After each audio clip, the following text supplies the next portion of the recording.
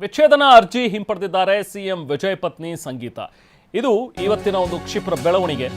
ಸಂಗೀತಾ ಅವರು ಈ ಹಿಂದೆ ವಿಚ್ಛೇದನ ಕೋರಿ ಅರ್ಜಿಯನ್ನ ಸಲ್ಲಿಸಿದ್ರು. ತಮಿಳುನಾಡು ಮುಖ್ಯಮಂತ್ರಿ ವಿಜಯ್ ಅವರ ಪತ್ನಿ ಸಂಗೀತಾ ಈಗ ನ್ಯಾಯಾಲಯದಲ್ಲಿ ಸಲ್ಲಿಸಿದಂತಹ ವಿಚ್ಛೇದನ ಅರ್ಜಿಯನ್ನ ವಾಪಸ್ ಪಡೆದಿದ್ದಾರೆ. ಸೊ ಅಲ್ಲಿಗೆ ಕೋರ್ಟ್ ಈಗ ಕೇಸನ್ನ ವಜಾಗೊಳಿಸಿದೆ. ಇದು ಸಾಕಷ್ಟು ಕುತೂಹಲಕ್ಕೆ ಕಾರಣವಾಗಿದೆ.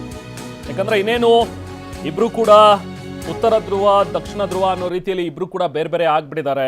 ಇವರಿಬ್ಬರ ನಡುವೆ ಈಗ ಮತ್ತೆ ಸಾಮರಸ್ಯ ಮೂಡೋದಿಲ್ಲ. ಸೊ ಹಾಗಾಗಿನೇ ಇಬ್ಬರು ಕೂಡ ವಿಚ್ಛೇದನವನ್ನು ಪಡೀತಾ ಇದ್ದಾರೆ ಅನ್ನುವಂಥದ್ರ ಬಗ್ಗೆ ಸಾಕಷ್ಟು ಚರ್ಚೆ ಆಗಿತ್ತು. ಅದಕ್ಕೆ ಪೂರಕ ಎಂಬಂತೆ ತಮಿಳುನಾಡು ಮುಖ್ಯಮಂತ್ರಿ ಜೋಸೆಫ್ ವಿಜಯ್ ಅವರ ಪತ್ನಿ ಸಂಗೀತಾ ಅವರು ವಿಚ್ಛೇದನ ಕೋರಿ ಅರ್ಜಿಯನ್ನು ಕೂಡ ಸಲ್ಲಿಸಿದರು. ಆದರೆ ಇವತ್ತು ಅರ್ಜಿಯನ್ನು ವಾಪಸ್ ಪಡೆದಿದ್ದಾರೆ. ಸೊ ಹಾಗಾಗಿ ಈಗ ಕೋರ್ಟ್ ಕೂಡ ಈ ಒಂದು ಕೇಸನ್ನು ವಜಾಗೊಳಿಸಿದೆ.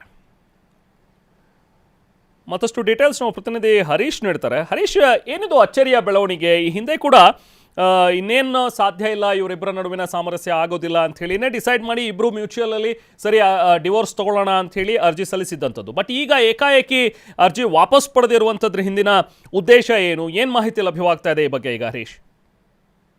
ರೆಹಮಾನ್, ತಮಿಳುನಾಡಿನ ವಿಧಾನಸಭಾ ಚುನಾವಣೆಗೂ ಮುಂಚೆ ಚುನಾವಣೆಗೆ ಇನ್ನೇನು ಕೆಲವೇ ದಿವಸಗಳಿದ್ದ ಹಾಗೇನೆ ವಿಜಯ್ ಅವರ ಪತ್ನಿ ಇಬ್ರು ಕೂಡ ಡೈವರ್ಸ್ ಅನ್ನ ತಗೊಳ್ತಿದ್ದಾರೆ, ವಿಚ್ಛೇದನವನ್ನು ತೆಗೆದುಕೊಳ್ತಿದ್ದಾರೆ ಅನ್ನುವಂತ ರೀತಿ ಕೋರ್ಟಿಗೂ ಕೂಡ ಅರ್ಜಿಯನ್ನ ಸಲ್ಲಿಸಿದ್ರು. ಆದ್ರೆ ಇವತ್ತು ವಿಚಾರಣೆಗೆ ಬಂದಂತ ಸಂದರ್ಭದಲ್ಲಿ ವಿಜಯ್ ಅವರ ಪತ್ನಿ ಸಂಗೀತಾ ಅವರು ವಿಚ್ಛೇದನ ಅರ್ಜಿಯನ್ನ ವಾಪಸ್ ಪಡೆದಿರುವಂತಹದ್ದು. ನಮಗೆ ವಿಚ್ಛೇದನದ ಅವಶ್ಯಕತೆ ಇಲ್ಲ ಅನ್ನುವಂತ ನಿಟ್ಟಿನಲ್ಲಿ ವಿಚ್ಛೇದನದ ಅರ್ಜಿಯನ್ನ ವಾಪಸ್ ಪಡೆದಿದ್ದಾರೆ. ಹೀಗಾಗಿ ಕೋರ್ಟ್ ಅರ್ಜಿಯನ್ನ ಇತ್ಯರ್ಥಪಡಿಸಿದೆ. ಅಂದ್ರೆ ಈ ಅರ್ಜಿ ಇನ್ನ ಮುಂದುವರಿಯೋದಿಲ್ಲ ಅನ್ನುವಂಥದ್ದು, ಅಂದ್ರೆ ಈ ಪ್ರಕರಣ ಸುಖಾಂತ್ಯ ಆಗಿದೆ ಅನ್ನುವಂತ ನಿಟ್ಟಿನಲ್ಲಿ ಕರೆಸ್ಕೊಳ್ಳುತ್ತೆ. ಹೀಗಾಗಿ ಸಂಗೀತ ಅವರು ಈ ರೀತಿಯಾದಂತ ನಿರ್ಧಾರವನ್ನ ಯಾಕೆ ಮಾಡಿದ್ರು ಅನ್ನುವಂಥದ್ದು ಬಹಳಷ್ಟು ಕುತೂಹಲನ ಕೆಳಿಸಿರುವಂತಹದ್ದು. ಒಂದು ರೀತಿ ಯೋಚನೆ ಮಾಡೋದಾದ್ರೆ, ಈಗ ತಮಿಳುನಾಡಿನ ಮುಖ್ಯಮಂತ್ರಿಯಾಗಿ ವಿಜಯ್ ಅವರಿದ್ದಾರೆ. ಈಗ ಪತ್ನಿಗೆ ವಿಚ್ಛೇದನವನ್ನ ಕೊಟ್ಟರು ಅಂತಂದ್ರೆ ಅದು ಬೇರೆ ಸಂದೇಶ ಹೋಗುವಂತ ಸಾಧ್ಯತೆ ಇದೆ.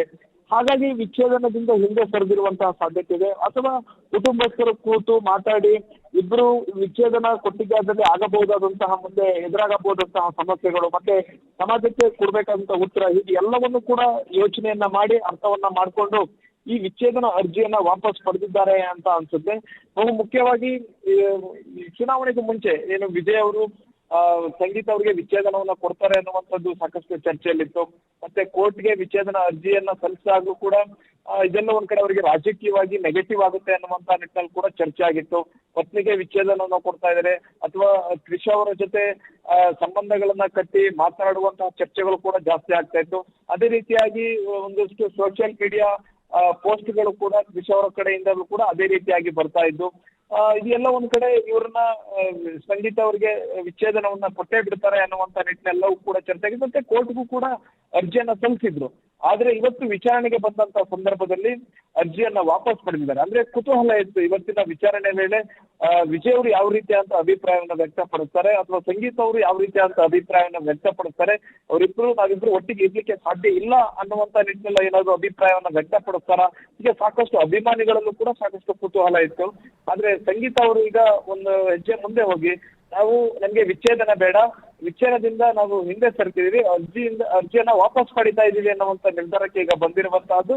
ಈಗ ಇಬ್ಬರ ನಡುವೆ ಇದ್ದಂತಹ ವಿಚ್ಛೇದನ ಪ್ರಕರಣ ಏನಿದೆ ಇದೀಗ ಸುಖಾಂತ್ಯ ಆಗಿದೆ. ಮತ್ತೆ ಇನ್ನ ಕೋರ್ಟ್ ನಲ್ಲಿ ಯಾವುದೇ ರೀತಿಯಾದಂತ ಅರ್ಜಿ ವಿಚಾರಣೆಯನ್ನ ಮುಂದುವರಿಸುವಂತ ಅಗತ್ಯ ಇಲ್ಲ. ಹೀಗಾಗಿ ಈಗ ಅರ್ಜಿಯನ್ನ ಇತ್ಯರ್ಥಪಡಿಸಲಾಗಿದೆ. Thank you Harish.